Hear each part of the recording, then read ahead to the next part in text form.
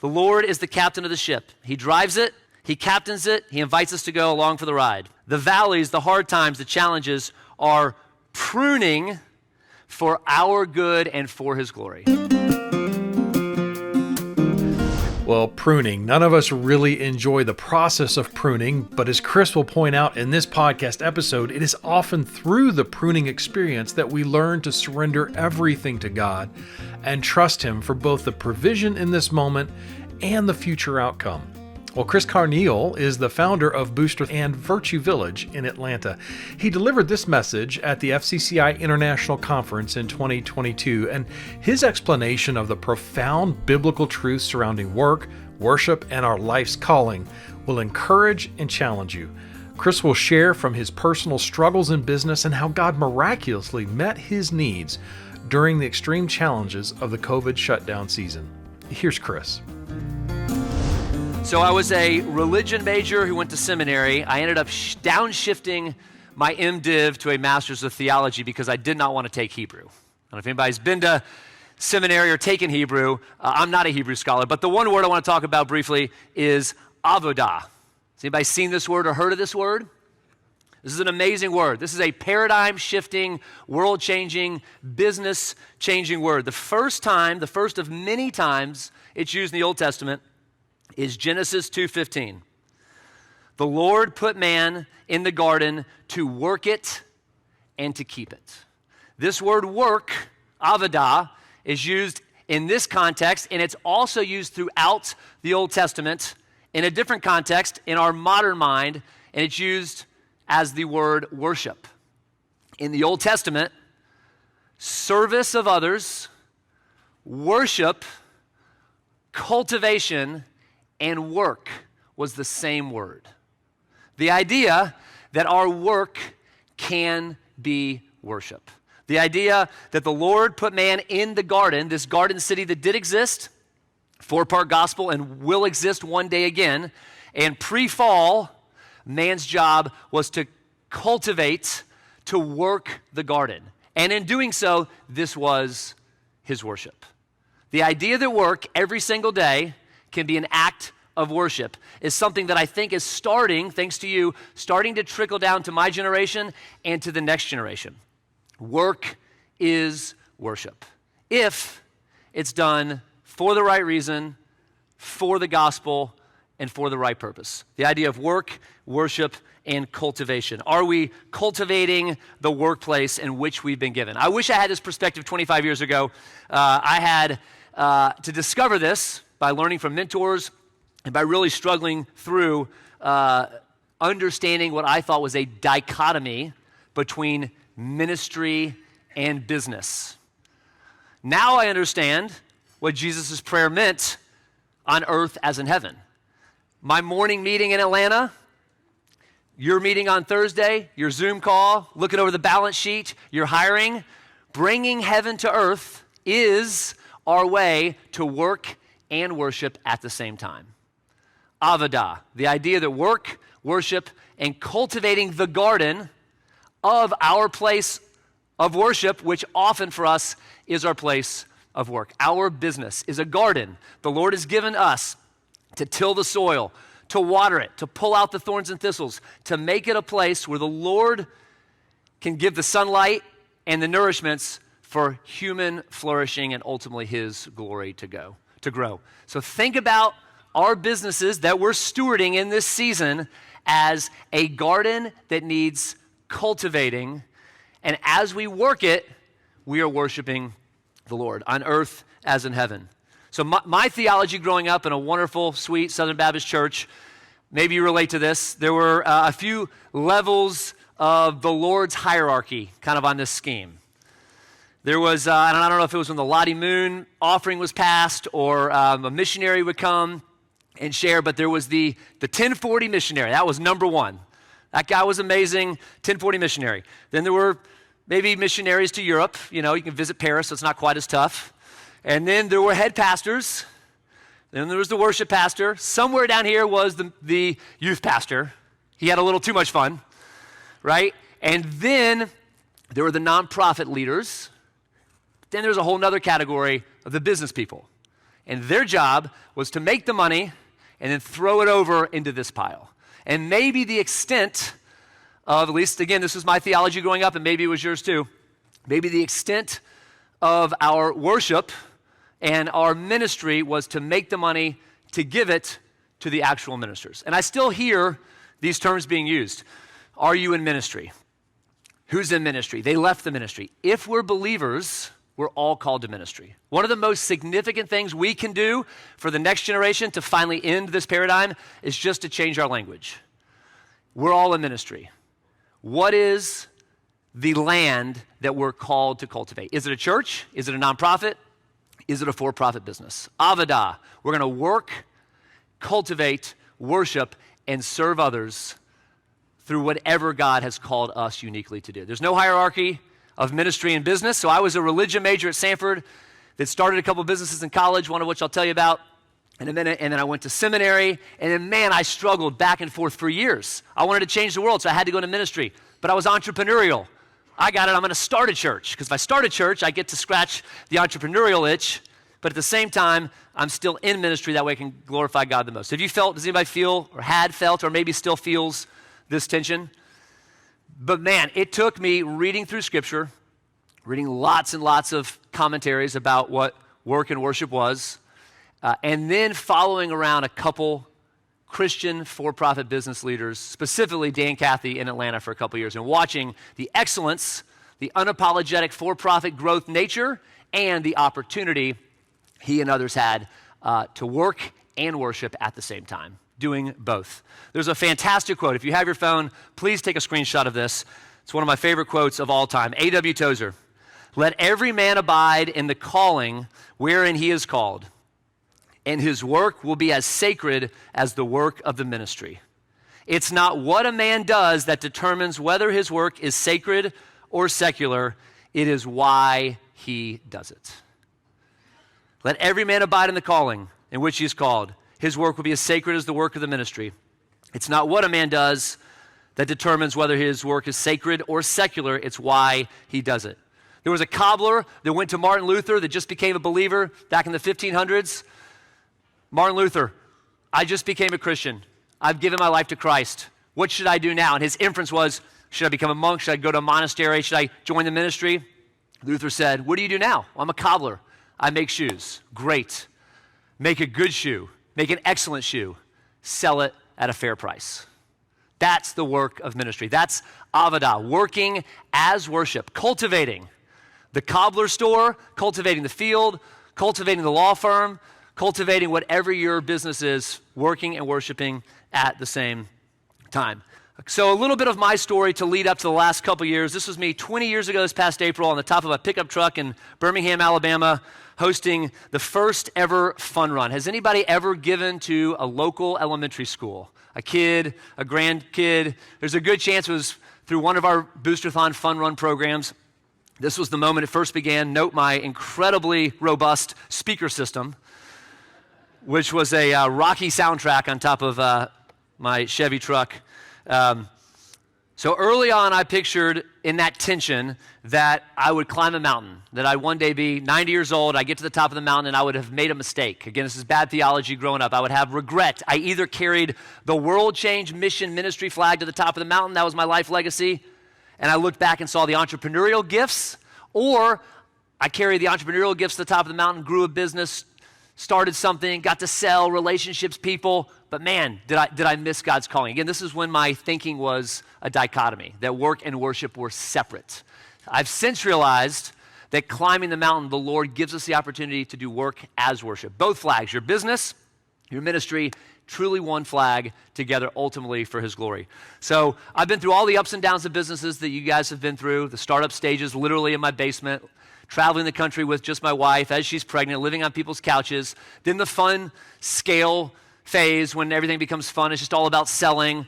Then I realized, of course, everybody I hired is just like me. This is super fun and terribly inefficient.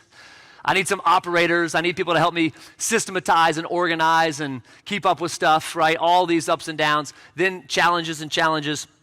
And then finally, a highlight moment for me We're almost 20 years old as a company. We're kicking off a new season of Booster. We scaled across the country. We're celebrating, and I'm going to invite and surprise my company with a guest appearance of my childhood hero, Braves right-handed pitcher, Hall of Famer John Smoltz. So he comes to the Braves Stadium. We exchange jerseys. This is super cool. John spoke about the importance of courage and grit. We had just finished a season where we updated our company values. This is another talk for another day, and we call them virtues. Something that's more aspirational, more actionable, more timeless, more not just something that's professional, but that could bleed into all the personal aspects of our lives. So business was growing like crazy. We just served schools in every state. We had about 700 team members. I'm in the Brave Stadium with my childhood hero, and he's talking about courage and grit, and things are going crazy. And then, February 27th, 2020, I'm watching the TV, and the country of Japan, the first country in the world to close every elementary school. So I called my CFO and said, this is a crazy scenario. I'm an Enneagram 7. I'm an ENFP. I don't think about bad scenarios. I only think about optimistic, fun, future stuff. But you're the Enneagram 6, and it's your job to think of these scenarios. So draw me up a scenario if, I know it's nuts, if what happened in Japan, because of this thing they're talking about, this virus over there in Asia, if that happens to happen in America, what would happen? He's like, listen, that's ridiculous. We've spent the last 5 years diversifying. We're in all 50 states. We have different service levels. There's no way in the world America would close every elementary school. It might happen in a state, in a city, might delay some programs. Let's just draw it up and see. Well, March the 13th, 2020, you remember where you were, probably, if you were running a business at the time. It's kind of like the 9/11 of the last few years. We're watching the TV. The NBA had just closed. All of a sudden, the new phrase, 2 weeks to slow the curve. 2 weeks. Stan, glad we built that worst case scenario. We need to break the glass and crack it, because it looks like for the next 2 weeks, we're going to be sitting around. And that kind of stinks, because this is like in the heart of our season. We're raising schools money, and we're projecting at least $2 million a week in revenue. So we built some scenarios. Good, better, best. No, we built average, bad, worst. And 2 weeks became 2 months. It became a month, and then a month became 2 months, and then it became the entire semester. 4 different times, our worst case scenario became our best case scenario. So 12 weeks, 0 school programs, and $17 million of expected revenue later, we're sitting here in May thinking, man, we survived it. That was incredibly rough, but I think we'll be okay in the fall when the fall rolls around, because surely, 2 weeks to 2 months to an entire semester. In fact, my CFO, Stan, called me. This is why I wanted to give a rounding applause to the spouses. And he said, Chris, no one's going to tell you this. It's my job to tell you. Everyone's working for you. This is April the 15th. I'm about to turn 40. We have big plans for the future, and we're going to celebrate the summer. And hey, look, this semester's not turning out like you think, but there's $12 million in the bank, and it looks like schools are going to be closed. You could take some of it, most of it, part of it's yours. You own 100% of the company. You could just wait a year or two. You could restart this thing. I want to give you the option that you could walk away and pause and try to resurrect it or start it again. You did it once. Maybe you could do it again. You just need to hear that's an option, because no one else is telling you that, because they're wanting their paycheck while we're waiting this thing out. I said, only because, Stan, I respect you greatly. I'm gonna bring it to my wife, and we're going to pray about it. But I think I know what she's going to say. Lindy, I just want to talk about this over the weekend. We just spent a couple days in prayer about this. This is what Stan suggested.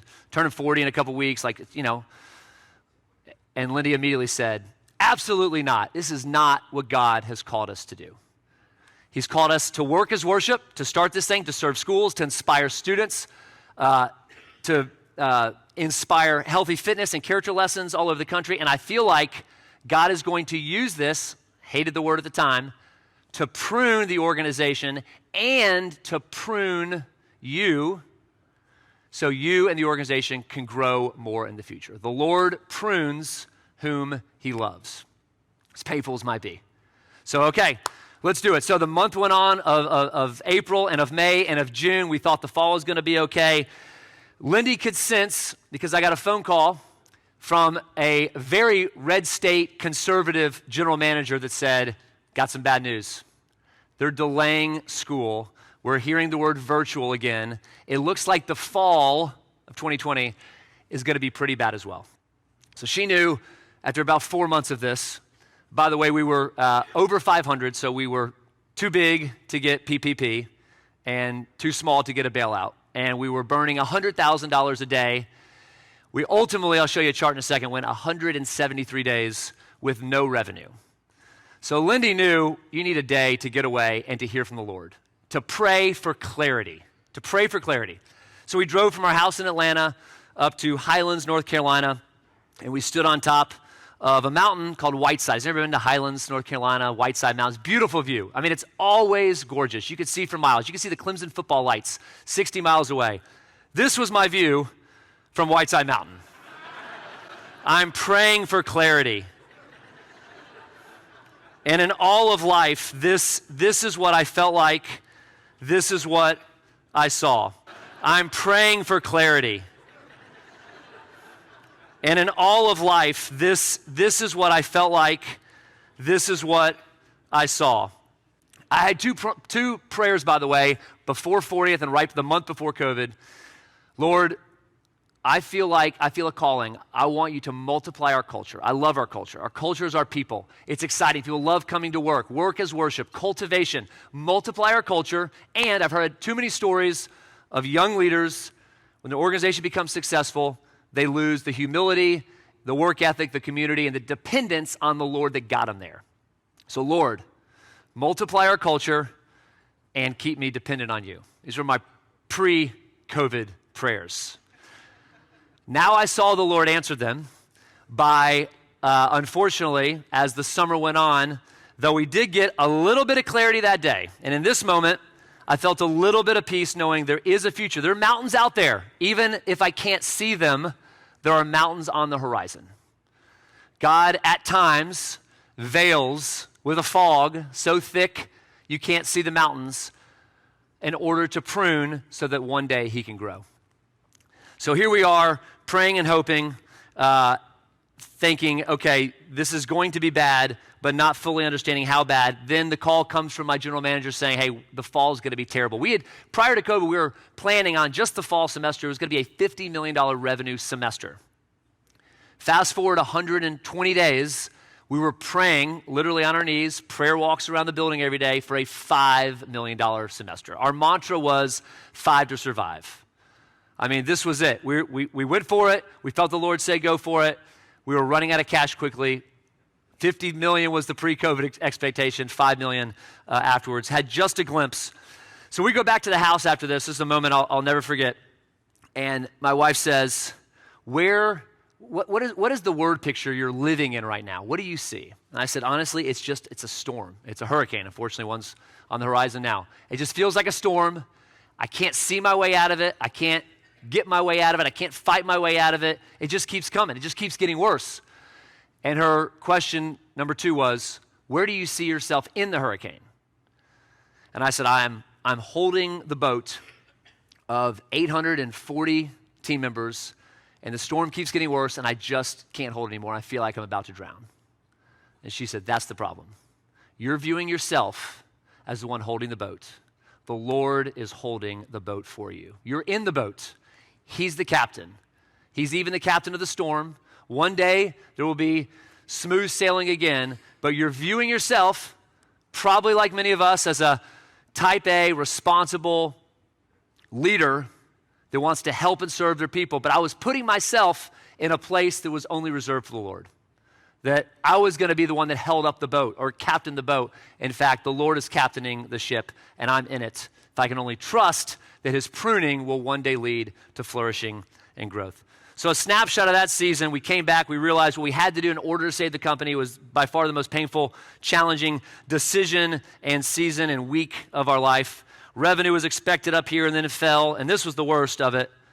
We finally said, if we're going to survive, we can't have a company of 840 people. We had to cut 85% of our workforce. And for me, a culture guy who personally hired and officiated weddings for some, and would send texts and friendships, and was at their weddings and saw their kids and shipped, congratulations notes and cards and flowers. Like, these were my family members. But I had to remember that my two prayers prior to COVID was the Lord would multiply our culture. And unfortunately, though this was not the way I wanted to happen, this was the beginning of the Lord sending out 700 amazing, amazing leaders that I wouldn't for a few months, but now I look back and see the incredible jobs, the cultures that they're changing, and the worlds that they are multiplying. The Lord also has a sense of humor, and before the foundations of the world, but known to me about 6 months prior, a friend of mine called and said, hey, sometime this summer, July the 25th, 2020, we need to film something at your house. Okay, great. Well, I forgot all about it. In the midst of all this chaos that was going on, about a week beforehand, hey, we're filming at your house, music video, it's going to be great, filming, great. Okay, sounds good. Just do whatever you need to do. I'm going to be at work the day that I'm laying off 85% of our team members, 700 team members, furloughing them. I love you, but we're running out of money. I'm praying for you. Terrible, terrible day. What happens to be happening at my house, I forget about all this. I'm at the office, I call my wife, she's like, you didn't really tell me that this music video that's happened to being filmed, I knew there was something going on. I didn't really know what it was about. It happened to be Lecrae and Mineo filming a music video. You're going to have to YouTube this before you go to bed tonight, called Celebrate More. The name of the video is about celebration, one of our company's virtues. So the Lord knew in the middle of this just craziest, worst day, worst moment season, that there would be at my house a music video being filmed by these Christian artists called Celebrate More. So in that moment when I come home, like, let me just see what's going on, I'm reminded that even in the toughest moments, when the Lord is pruning, when the fog is in front of our face and we can't even see it, there's still mountains out there, and the Lord still wants us to celebrate his goodness. So the Lord's sprinkling in all of these little small things throughout this really challenging time. Best case scenario became our worst case scenario 4 different times. Doing all we could to preserve payroll. Finally, watching the fog being lifted, understanding that the Lord's plan is greater than mine, that there are mountains on the horizon, and then understanding that I see myself now in the boat being led by Christ as opposed to being the captain of the boat. So think about that for you for just a minute. As we're called to steward our businesses, not just own, where do you see yourself in the story that's going on in your life right now? Is it a storm? Is it a mountaintop? Is it a fog? Do you see yourself in the boat? Or do you see yourself holding the boat that is a weight that's just too much to bear, that's only a weight for the Lord ultimately to carry? So finally, we get through this season. We ended up going 173 days of no revenue. We were down to our last $500,000 going into the fall. By God's grace, instead of $5 million in revenue, we had $10 million in revenue.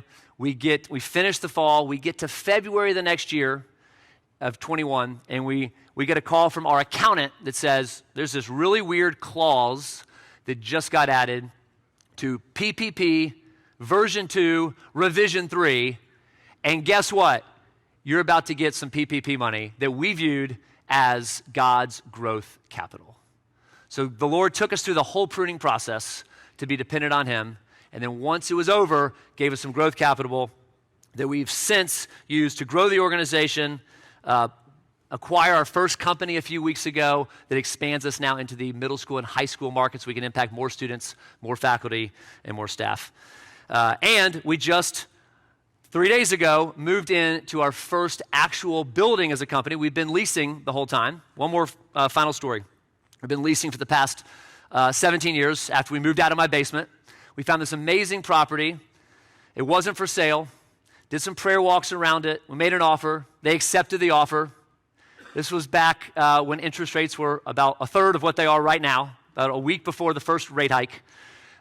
It was way too big. It was a 60,000 square foot office building. We only needed about 25,000. We just felt like the Lord wanted us to have it. What the Lord then put in our hearts was, wait a minute, you want to multiply culture. We have lots of friends and relationships in Atlanta, a lot of startups doing amazing things that want to be around other people and part of a community. So we said, this is it. Let's start a group of entrepreneurs kind of like a co-working space, but let's hand select the Christian business owners that want to transform the city, industry agnostic, whatever they're doing. Let's invite them into a community, and we've since called this community Virtue Village. The idea that Avodah, that work is worship, let's form micro communities, optional at lunchtime, that you can join to grow further, to challenge one another, and to encourage each other to grow in your faith and in your vocation. The idea that this is a garden, let's create a building that's a garden, let's invite other organizations into it. So what do we do with the Growth Capital? Acquired a company, grew as an organization, and then used it to create a space, an environment, a garden for others to flourish. Ultimately, on earth as in heaven. So let me go back to a quick summary, right where I started. Number one, the Lord is the captain of the ship. He drives it, he captains it, he invites us to go along for the ride. The valleys, the hard times, the challenges are pruning for our good and for his glory. If you're in it now, or if you're going to go in it, view the challenge as a pruning that the Lord will grow over time when he chooses to lift the fog. A reminder to be generous with others, that the Lord will impact and multiply your culture at his time of his choosing. And as Drucker says, culture eats strategy for breakfast. May we build redemptive cultures where our team members, believers or not, can see that we are working as we're worshiping, as we're cultivating an environment for human flourishing and for the Lord's glory. That we have, because he's given our businesses as tools in his hands. That A.W. Tozer quote that Chris shared, "Let every man abide in the calling wherein he is called, and his work will be as sacred as the work of the ministry." It is not what a man does that determines whether his work is sacred or secular. It is why he does it. Such a powerful quote, again, from A.W. Tozer.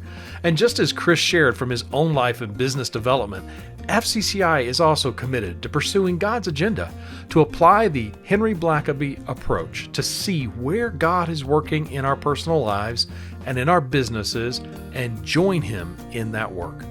We make every effort to keep God's word at the forefront in our group meetings, in our training events, and at our conferences. You can always learn more about FCCI events, business leadership groups, training resources on our website. That's fcci.org. Thanks for listening, and may God encourage and empower your journey as you lead a company for Christ.